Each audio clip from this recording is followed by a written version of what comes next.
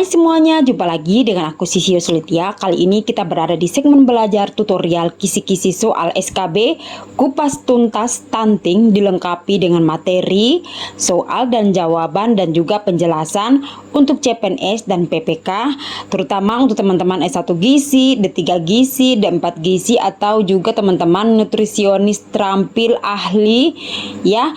Kalian harus simak grafis.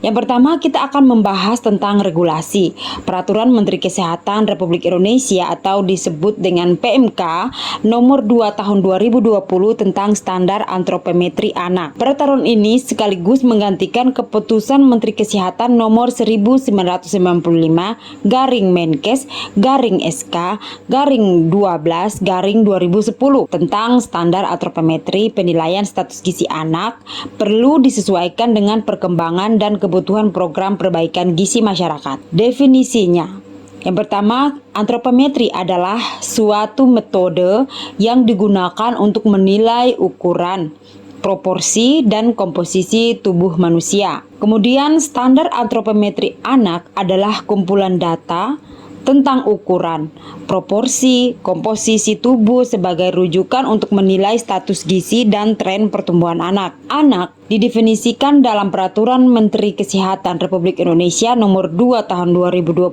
ini adalah anak dengan usia 0 bulan sampai 18 tahun. Itu disebut anak. Definisi stunting adalah sebagai kondisi di mana panjang badan atau PB atau juga tinggi badan atau TB per umur anak itu di bawah -2 standar deviasi. Berikutnya adalah parameter. Standar antropometri anak didasarkan pada parameter berat badan dan panjang atau tinggi badan yang terdiri atas 4 indeks, meliputi yang pertama berat badan menurut umur, yang kedua panjang atau tinggi badan menurut umur, yang ketiga berat badan menurut panjang atau tinggi badan, dan yang terakhir adalah indeks massa tubuh menurut umur. Standar. Kalau untuk standar antropometri anak wajib digunakan sebagai acuan bagi tenaga kesehatan, pengelola program, dan para pemangku kepentingan. Nah, tenaga kesehatan ini siapa? Nah, tenaga kesehatan ini adalah semua yang berhubungan dengan nakes. Ya, terus yang kemudian pengelola program adalah penanggung jawab dalam program gizi yang biasa ada di puskesmas dan juga di dinas kesehatan. Ya, jadi pengelola program itu adalah khususnya yang tenaga kesehatan itu artinya mencakup keseluruhan, dan juga ada para pemangku kepentingan. Nah, para pemangku kepentingan ini itu yang ada namanya Bapak Asuh, Ibu Asuh. Nah, itu dia itu tempatnya si para pemangku kepentingan itu bekerjanya di situ, karena program ini itu harus ada dukungan dari pemerintah daerah, pemerintah provinsi ya. Jadi kegiatan stunting ini itu harus melibatkan banyak pihak, dia harus terintegrasi. Nah, terkait untuk penilaian tersebut, dia itu punya 2 standar, yaitu status gizi anak dan tren pertumbuhan anak. Kita akan bahas. Untuk status gizi anak, penilaian status gizi anak dilakukan dengan membandingkan hasil pengukuran berat badan dan panjang atau tinggi badan dengan standar antropometri anak yang menggunakan. Nah, sebentar, saya sebelum ke poin pertama, saya menjelaskan sedikit tentang pengukuran berat badan dan atau panjang tinggi badan anak. Nah, kalau untuk panjang badan itu kan untuk anak bayi ya, yang belum bisa berdiri lah, itu cara mengukurnya adalah dengan dibaring untuk dihitung panjang badannya, yang artinya bisa dihitung untuk tinggi badannya. Nah, kalau untuk yang tinggi badan yang bisa berdiri ya, saya hanya menjelaskan sedikit itu ya untuk supaya ada gambaran. Nah, oke, kita ke poin 1. Indeks berat badan menurut umur BB atau disebut dengan BB per U anak usia 0 sampai dengan 60 bulan digunakan untuk menentukan kategori A, berat badan sangat kurang, B, berat badan kurang, C. Berat badan normal, dan D. Risiko berat badan lebih. Nah, ini yang poin 1 ini itu digunakan untuk menentukan kategori yang ada 4 ini. Ya, nanti masih ada di belakang lagi. Berikutnya adalah yang kedua, indeks panjang badan atau tinggi badan untuk anak usia 0 sampai dengan 60 bulan digunakan untuk menentukan kategori A. Sangat pendek, B. Pendek, C. Normal, dan D. Tinggi. Jadi ada perbedaan antara poin 1 dengan 2. Masih ada lagi di belakangnya yang ketiga. Indeks berat badan menurut panjang badan atau tinggi badan. Nah, untuk anak usia 0 bulan sampai 60 bulan itu digunakan untuk menentukan kategori ini. Ada 6. Yang pertama gizi buruk, yang kedua gizi kurang, ketiga gizi baik, yang keempat berisiko gizi lebih, dan yang kelima gizi lebih, dan juga yang terakhir adalah obesitas. Ya, jadi yang poin 3 ini tuh dia ada 6 kategori. Dan yang keempat ini tuh dia sama dengan yang ketiga. Nah, indeks massa tubuh pada poin keempat ini adalah digunakan untuk menentukan kategori pada anak usia 0 sampai 60 bulan. Nah, ini ada 6, dia sama dengan di nomor 3. Kategori ini yang digunakan adalah gizi buruk, gizi kurang, gizi baik, berisiko gizi lebih, dan obesitas. Ya. Berikutnya, yang kelima,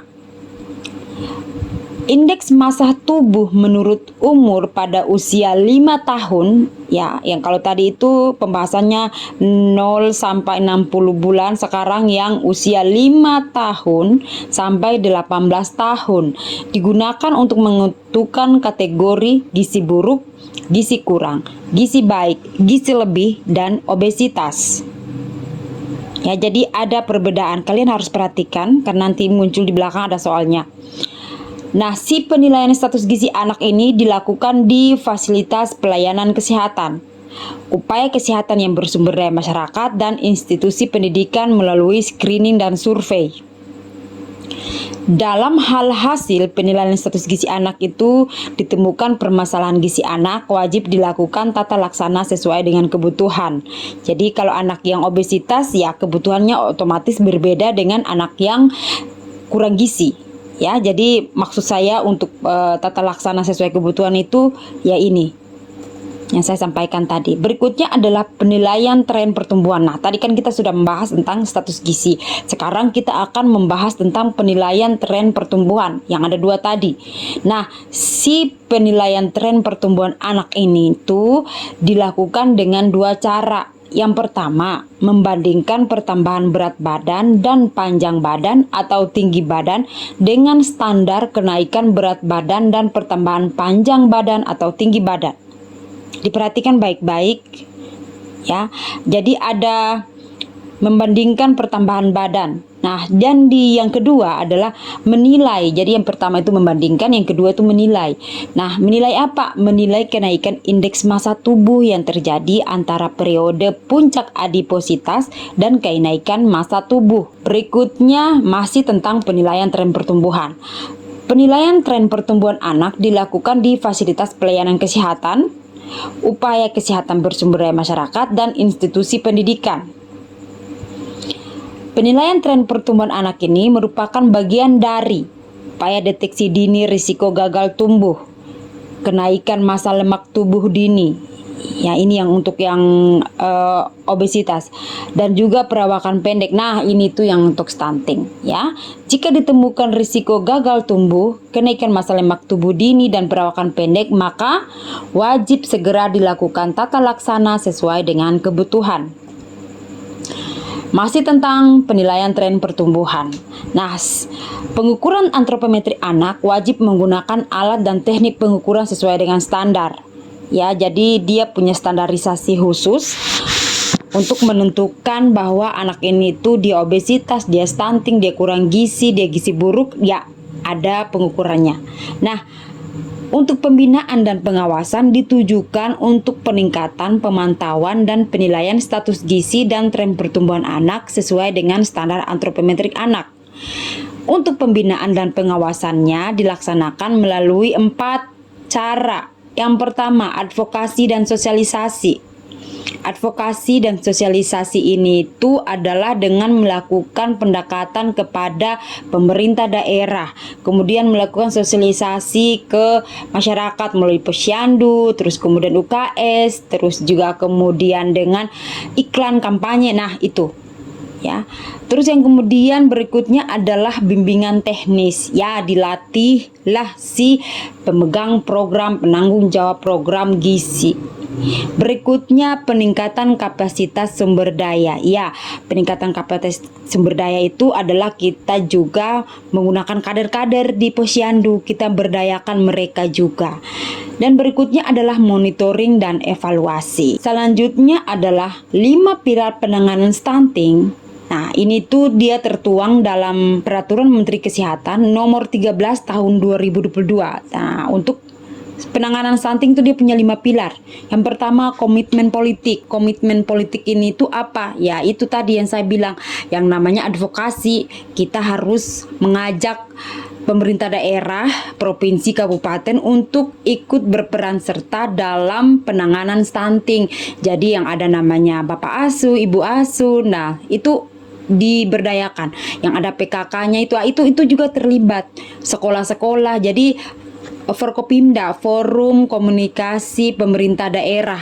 Jadi bukan cuma punya tugasnya pihak dinas kesehatan atau yang berintegrasi dengan kesehatan seperti di puskesmas saja yang punya punya masalah, jadi harus mereka saja, tidak seperti itu. Jadi komitmen politik ini tuh adalah melibatkan semua unsur Forkopimda, ya. Jadi Pak Kapolres, Pak Dandim, yang kayak gitu di kabupaten diajak untuk terlibat. Pak Sekda, Ibu Bupati, terus kemudian Wakil Bupati itu juga terlibat, Ibu PKK. Nah, ini terlibat dalam penanganan stunting. Yang poin pertama, komitmen politik. Ya, nanti kalau tidak ikut berperan serta, otomatis dari pusat anggarannya justru akan mempengaruhi, jadi kayak dikurangi gitu loh teman-teman. Jadi kalau mau terlibat lebih jauh, maka kan otomatis kita akan mengusulkan beberapa program-program kegiatan yang melibatkan pemerintah daerah, di mana bantuan dana dikucurkan oleh pemerintah pusat untuk daerah karena mau menangani masalah stunting, mau serius untuk bekerja sama untuk penanganan stunting. Nah, seperti itu gambarannya. Terus kemudian kampanye dan edukasi. Nah, kampanye itu seperti iklan, terus kemudian penyuluhan. Nah, itu penyuluhan ke sekolah-sekolah, ke ke tempat-tempat wisata, terus kemudian posyandu yang kayak begitu. Nah, itu dimasuk dalam penanganan stunting, kampanye dan edukasi. Terus kemudian juga kalau ibu-ibu yang timbang bayinya atau mereka datang ke posyandu, ke puskesmas, nah itu diberikan informasi tentang masalah stunting ini juga, supaya nanti mereka tuh paham. Terus kemudian konvergensi program. Jadi stunting ini bukan hanya memang benar diberikan penanggung jawabnya ke petugas pemegang program gizi, tetapi konferensi program ini melibatkan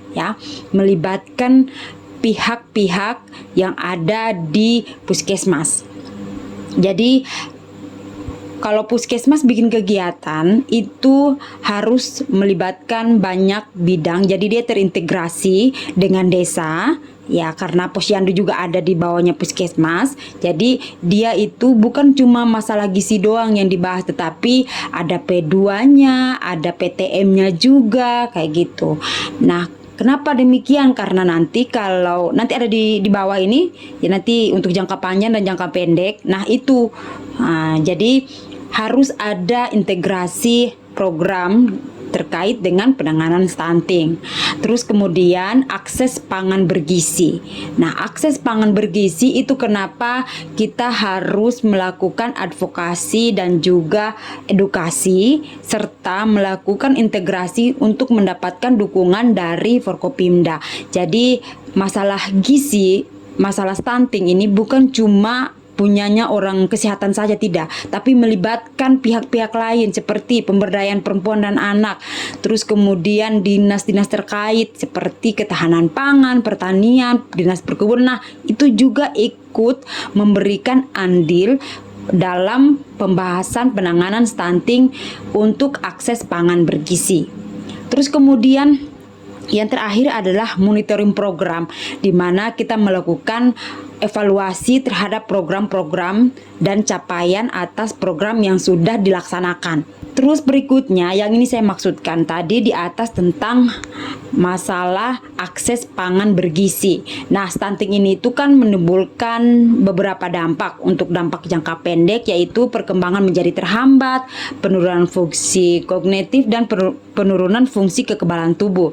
Dan untuk jangka panjangnya dapat menurunkan produktivitas pada orang dewasa serta lebih rentan terhadap penyakit degeneratif. Nah, seperti itu. Jadi penyakit degeneratif itu apa?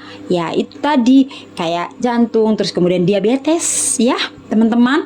Nah, itu asam urat dan stroke. Nah, yang kayak begitu berikutnya adalah kategori dan ambang batas status gizi anak. Ini dia akan saya tunjukkan ke teman-teman. Nah, ini dia adalah kategori dan ambang batas status gizi anak, di mana sini kita bisa lihat di kolom tabel ini adalah indeks, kategori, status gizi, ambang batas atau Z-score. Kita mulai yang pertama adalah indeks berat badan menurut umur. Anak usia 0 sampai 60 bulan, kategori status gizinya jika berat badannya sangat kurang, maka ambang batasnya adalah kurang dari -3 standar defisiasi. SD itu standar defisiasi ya, teman-teman. Terus berikutnya di bawahnya adalah jika kategori status gizinya adalah berat badan kurang, maka ambang batasnya ada di -3 standar defisiasi sampai dengan kurang dari -2 standar defisiasi. Kalau lebih gimana? Ya, kalau lebih berarti dia itu masuk ke sini di atas yang berat badan sangat kurang. Oke, kalau pas berarti berat badannya normal, maka ambang batasnya adalah -2 standar defisiasi sampai dengan +1 standar defisiasi. Ini tuh sampai ada di bagian bawah. Ini dapat dari mana? Itu yang tadi di depan, yang 5 tadi, yang kita bahas tadi, yang tentang status gizi. Kan itu ada beberapa poin-poinnya. Nah, ini dia untuk ambang batasnya. Jadi kalau dia sangat pendek, jika indeksnya panjang badan atau tinggi badan menurut umur 0 sampai 60 bulan dengan kategori status gizinya itu pendek, maka ambang batasnya adalah -3 standar defisiasi sampai dengan kurang dari -2 standar defisiasi. Jadi ada perbedaannya, teman-teman. Perhatikan baik-baik tabel ini. Ini adalah tabel ambang batas kategori status gizi anak. Jadi ini tuh lengkap sampai dengan umur 18 tahun. Itu dia. Oke, teman-teman, kita kembali ke slide. Berikutnya adalah kisi-kisi soal dengan jawaban dan penjelasan soal. Teman-teman bisa bantu saya untuk menjawab. Nomor 1, penilaian standar antropometri anak terdiri atas 2 standar, yaitu A. Bimbingan teknis dan peningkatan kapasitas sumber daya. B. Peningkatan mutu pelayanan dan audit internal. C. Advokasi dan sosialisasi. D. Monitoring dan evaluasi. E. Status gizi anak dan tren pertumbuhan anak. Jawabannya apa? Jawabannya adalah E, di mana standar antropometrik anak wajib digunakan sebagai acuan bagi tenaga kesehatan, pengelola program, dan para pemangku kepentingan. Terkait untuk penilaian tersebut terdiri atas 2 standar, yaitu status gizi anak dan tren pertumbuhan anak. Nomor 2, penilaian tren pertumbuhan anak dilakukan dengan cara A. Menilai penurunan indeks massa tubuh dan keinikan massa lemak tubuh. B. Menilai parameter dan standar pengukuran antropometri anak. C. Menilai kenaikan indeks massa tubuh yang terjadi di antara periode puncak adipositas dan kenaikan massa lemak tubuh. D. Menilai hasil monitoring dan evaluasi untuk melakukan advokasi dan sosialisasi. E. Menilai cakupan anak dengan menghitung jumlah asupan gizi. Jawabannya adalah C. Penilaian tren pertumbuhan anak dilakukan dengan cara menilai, yang ini yang B ya. Jadi itu ada dua, yang penilaian tren ini tuh dia ada dua, tapi yang ada di opsi itu adalah yang bagian B ini, di mana menilai kenaikan indeks massa tubuh yang terjadi di antara periode puncak adipositas dan kenaikan massa lemak tubuh. Jadi opsinya adalah C. Berikutnya nomor 3, standar antropometri anak diatur dalam Peraturan Menteri Kesehatan Republik Indonesia nomor A. PMK nomor 19 tahun 2021, B. PMK nomor 75 tahun 2015, C. PMK nomor 37 tahun 2020, D. PMK nomor 2 tahun 2020, E. PMK nomor 5 tahun 2022. Jawabannya adalah D. Peraturan Menteri Kesehatan Republik Indonesia nomor 2 tahun 2020 tentang standar antropometri anak. Nomor 4, standar antropometri anak didasarkan pada parameter berat badan dan panjang atau tinggi badan yang terdiri atas 4 indeks, ya, kecuali A. Berat badan menurut umur, B. Massa tubuh dibagi massa otot, tinggi badan, C. Panjang atau tinggi badan menurut umur, D. Berat badan menurut panjang atau tinggi badan, E. Indeks massa tubuh menurut umur.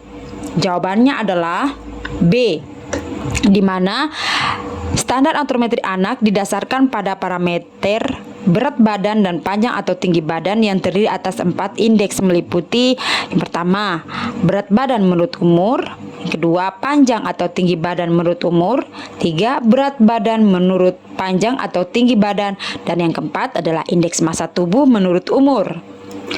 Berikutnya nomor 5, definisi stunting adalah A. Kondisi di mana panjang badan atau tinggi badan per umur anak di bawah -4 standar deviasi. B. Kondisi di mana panjang badan atau tinggi badan per umur anak di bawah -6 standar deviasi. C. Kondisi di mana panjang badan atau tinggi badan per anak di bawah -5 standar deviasi.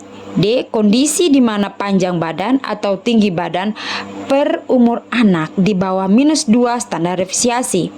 E. Kondisi di mana panjang badan atau tinggi badan per umur anak di bawah -3 standar deviasi. Jawabannya adalah D. Stunting didefinisikan sebagai kondisi di mana panjang badan atau tinggi badan per umur anak di bawah -2 standar deviasi. Nomor 6. Pembinaan dan pengawasan ditujukan untuk peningkatan pemantauan dan penilaian status gizi dan tren pertumbuhan anak sesuai standar antropometri anak. Pembinaan dan pengawasan dilaksanakan melalui 1. Peningkatan SDM, 2. Bimbingan teknis, 3. Menurunkan angka kesakitan, 4. Monitoring dan evaluasi, 5. Meningkatkan mutu pelayanan, 6. Advokasi dan sosialisasi, 7. Peningkatan kapasitas sumber daya. Maka opsinya adalah A. 1, 3, 5, 6, B. 4, 5, 6, 7, C. 2, 4, 5, 6, D. 1, 2, 3, 4, E. 2, 4, 6, 7. Jawabannya adalah E, di mana pembinaan dan pengawasan dilaksanakan melalui advokasi dan sosialisasi, bimbingan teknis, peningkatan kapasitas sumber daya, dan monitoring dan evaluasi. Nomor 7, indeks berat badan menurut umur anak di usia 0 sampai dengan 60 bulan digunakan untuk menentukan kategori kecuali A. Berat badan sangat kurang, B. Berat badan lebih kurang, C. Berat badan normal, D. Resiko berat badan lebih, E. Berat badan kurang. Jawabannya adalah B, di mana indeks berat badan menurut umur anak usia 0 sampai dengan 60 bulan digunakan untuk menentukan kategori A. Berat badan sangat kurang, B. Berat badan kurang, C. Berat badan normal, D. Risiko berat badan lebih. Nomor 8. Indeks panjang badan atau tinggi badan menurut umur anak usia 0 sampai dengan 60 bulan digunakan untuk menentukan kategori kecuali A. Sangat pendek, B. Pendek, C. Normal ke tinggi, D. Normal tinggi. Jawabannya adalah C. Indeks panjang badan atau tinggi badan menurut umur anak usia 0 sampai dengan 60 bulan digunakan untuk menentukan kategori A. Sangat pendek, B. Pendek, C. Normal, D. Tinggi. Nomor 9. Indeks massa tubuh menurut umur anak usia 0 sampai dengan 60 bulan dengan kategori status gizi yaitu gizi kurang. Nilai ambang batasnya adalah A. -3 standar deviasi sampai dengan kurang dari -2 standar deviasi, B. -2 standar deviasi sampai dengan kurang dari -3 SD, C. -4 SD sampai dengan kurang dari -2 SD, D. -3 SD sampai dengan -2 SD, E. -5 SD sampai dengan kurang dari -4 SD. Jawabannya adalah A. Ini dia penjelasannya. Nah, itu dia ya jawabannya. Nomor 10. Indeks umur anak usia 5 sampai dengan 18 tahun dengan kategori status gizi yaitu obesitas. Nilai ambang batasnya adalah A. Lebih besar dari +5 SD, B. Lebih besar dari +4 SD, C. Lebih besar dari +1 SD, D. Lebih besar dari +2 SD, E. Lebih besar dari +3 SD. Jawabannya adalah D dan ini adalah penjelasannya. Kita lihat. Nah, itu dia. Oke, teman-teman. Nomor 11. Ada 5 pilar penanganan stunting kecuali A. Komitmen politik, B. Konvergensi program, C. Monitoring bidang, D. Kampanye dan edukasi, E. Konvergensi program. Jawabannya adalah C. Dengan penjelasan terdapat 5 pilar penanganan stunting yakni komitmen politik, kampanye dan edukasi, konvergensi program, akses pangan bergizi, dan monitoring program. Nomor 12. Stunting menimbulkan dampak jangka pendek dan dalam jangka panjang. Apa dampak untuk jangka pendek? 1. Penurunan fungsi kekebalan tubuh. 2. Menurunkan angka kematian. 3. Perkembangan menjadi terhambat. 4. Penurunan fungsi kognitif. 5. Menurunkan angka kesakitan. 6. Menurunkan produktivitas pada orang dewasa. 7. Rentan terhadap penyakit degeneratif. Opsinya adalah A. 5, 6, 7, B. 1, 3, 5, C. 2, 4, 6, D. 1, 3, 4, E. 2, 5, 7. Jawabannya adalah D. Stunting menimbulkan dampak jangka pendek yakni perkembangan menjadi terhambat, penurunan fungsi kognitif, dan juga penurunan fungsi kekebalan tubuh. Nah, untuk jangka panjangnya dapat menurunkan produktivitas pada orang dewasa serta lebih rentan terhadap penyakit degeneratif. Nah, itu dia yang bisa aku share kali ini. Semoga bermanfaat. Sampai jumpa. Dadah.